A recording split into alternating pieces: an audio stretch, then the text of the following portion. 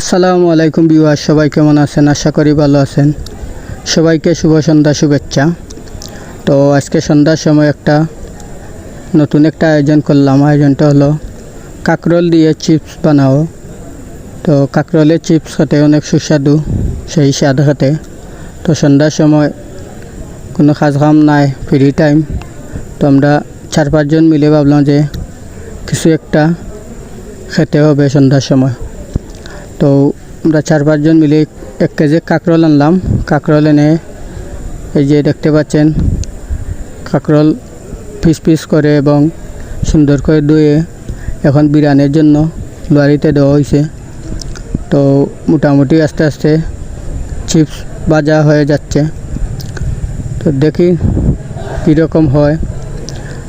আসলে চিপসগুলো খাওয়ার পরে অনেক সুস্বাদু হয়েছে। আসলে আপনারা বলে বোঝানো যাবে না, আপনারা একদিন ট্রাই করে দেখতে পারেন। তো এখন আমাদের খাওয়ার পালা।